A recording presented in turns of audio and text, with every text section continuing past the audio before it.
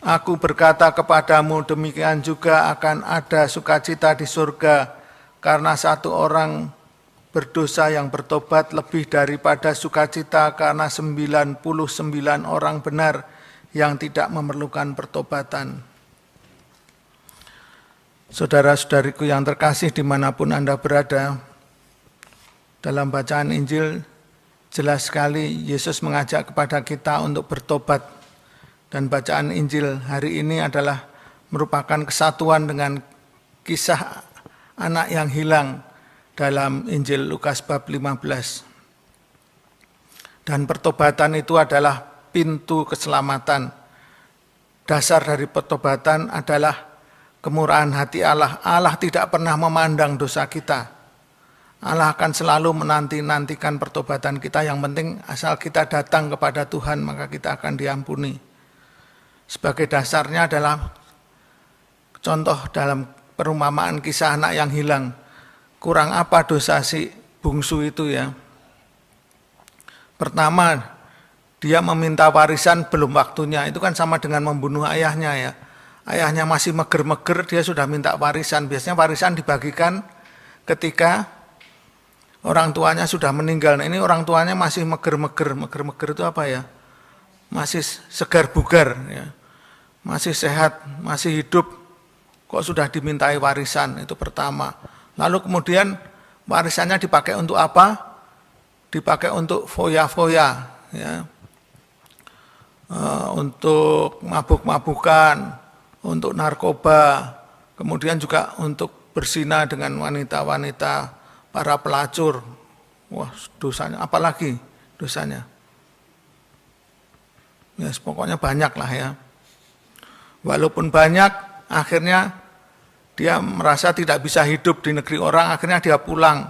Dia pulang bukan untuk supaya diaku sebagai anak, tapi pulang supaya bisa makan, supaya bisa hidup.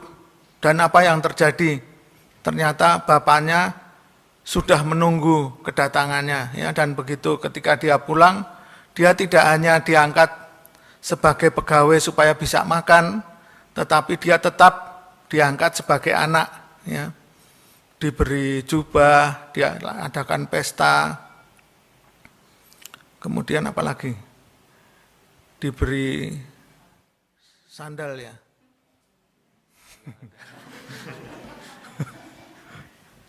Terus apalagi demikian juga dalam kisah Yesus dan wanita pezina ya, ketika banyak orang mau merajam wanita pezina, Yesus tidak sama sekali tidak menghukum wanita pezina itu, bahkan membelanya.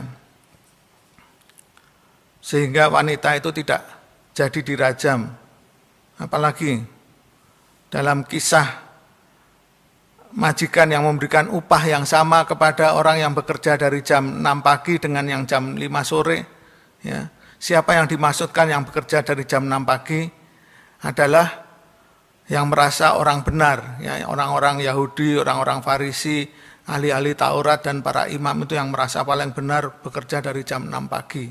Sedangkan yang bekerja jam 5 sore siapa?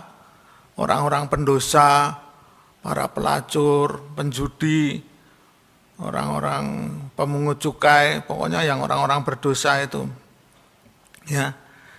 Dan diberi upah yang sama dengan mereka yang bekerja dari jam 6 pagi. Demikian juga apalagi dalam kisah undangan pesta nikah ya. Pertama yang mengadakan pesta mengundang orang-orang yang memang patut diundang, yaitu adalah orang-orang benar. Tetapi karena orang-orang yang merasa benar itu tidak datang, akhirnya apa? Yang mengundang itu, raja itu menyuruh untuk mencari siapapun juga ya, yang ada di pinggir jalan, yang ada di perempatan jalan. Nah itu siapa aja ya, baik orang benar, orang baik maupun orang jahat, semuanya diundang, ya, diundang pesta. Oleh karena itu maka pesannya saudara-saudariku yang terkasih, marilah kita datang kepada Tuhan, maka Tuhan tidak akan memandang dosa kita. Tuhan akan mengampuni kita, sehingga dengan demikian damai sejahtera, sukacita, kesehatan akan menyertai kita. Tuhan memberkati.